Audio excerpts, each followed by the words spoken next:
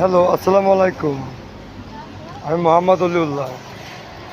বাংলাদেশের যত আর্মি আছে, আর্মির দৃষ্টি আকর্ষণ করতেছি এবং বলতেছি যে এখনই আপনাদের তো সব কিছু ঢাকার ভিতরে থাকা দরকার নাই। ঢাকার ভিতরে আমাদের বাংলাদেশের জনগণ আছে, ওরাই সব দেখতে পারবে। আপনার এখন সব সীমান্তে চলে যাবেন। এই দেশের পার্বত্য চট্টগ্রামতে আরম্ভ করে যে জায়গা আছে, রাঙামাটি, পুরো বাংলাদেশের যেসব জায়গা বিডিআর আছে, আপনারা বিডিআরের সাথে কাঁধে কাঁধ মিলেন, পুরো বাংলাদেশ ঘিরে। আর ঢাকায় শুধু থাকবে মিস্টার ওয়াকারুজ্জামান এবং তার সাথে সে থাকবে, এবং প্রত্যেকটা ইউনিটের হেড যে অফিসার, তার ইউনিট সাইডে থাকবে, ডাইরেক্ট বর্ডারে।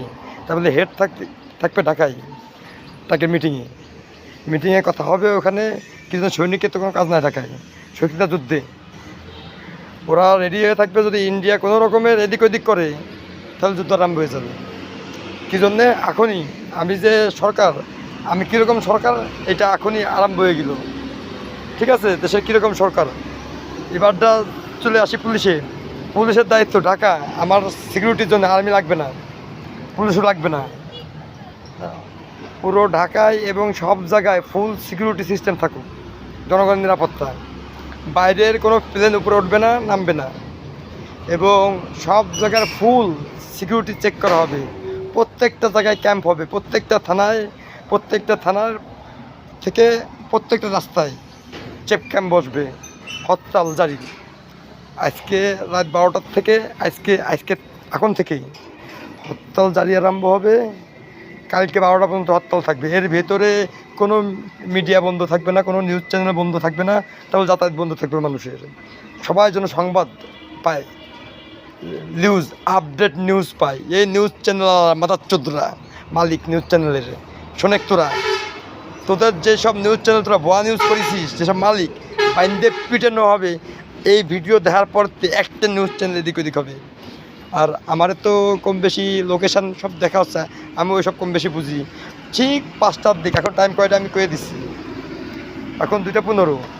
এই ভিডিও আমি ছাড়তেছি নেটে। ঠিক 5টার দিক আমি গণভবনে ঢুকবো। গণভবনে ঢুকে আমি আর্মি প্রধান মিস্টার ওয়াকারও দেখতে চাই। গণভবনে ঢুকে আমি ডক্টর ইউনূসকেও দেখতে চাই। গণভবনে ঢুকে আমি ওই যে কী যেন কয়, সমন্বয়কের প্রধান ভিপি নূররেও দেখতে চাই। সমন্বয়কে সব তাদেরকে দেখতে চাই, তাদেরকে ওই জায়গায় কী যেন, সবই তো আমাদের দেশে। যদি যারা ভুল করেছেন, এই ভুল তো সামনে রেখেই সংশোধনে আসতে হবে, যেন পরবর্তীতে এরকম ভুল না হয়। আমি তো বলতেছি না সব কিছু সবাই মাফ করে দেওয়া হবে। আর যদি আপনারা চান যে না, ইসলামিক দেশ, আল্লাহ ভুল করে আমরা পাঠাইছে, মানে ফেলে দিতে হবে আমারে, আপনারা দেশ যেরকম চালাচ্ছেন এভাবে চালাবেন, তাহলে সেটা কোনো ভবনে 5টার দিকে আপনারা নেবেন। ঠিক আছে, দায়িত্ব নেবেন। আর আমার যত ফ্যামিলি মেম্বার সবাই সিকিউরিটি দেওয়ার জন্য তা রিকোয়েস্ট করতেছি। এবং আমার গাড়ি, যদি কিছু হয়ে যায়, এর দায়ভার আপনারা ইন্ডিয়া, আমেরিকা এবং ইসরায়েলের উপর চাপাবেন। এবং বাংলাদেশের সাবেক প্রেসিডেন্ট ডক্টর ইউনূস এবং বাংলাদেশের আর্মি প্রধান ওয়াকারুজ্জামান, পুলিশ প্রধান। ঠিক আছে, বুঝেছেন? খেলা লেগে গেছে না, খেলা লাগছে কালকে যে আর্মি আমার গাড়িতে মেরে ফেলার জন্যই। আর খেলা শেষ হচ্ছে এখন, আজকে 5টার দিকে খেলা শেষ হবে।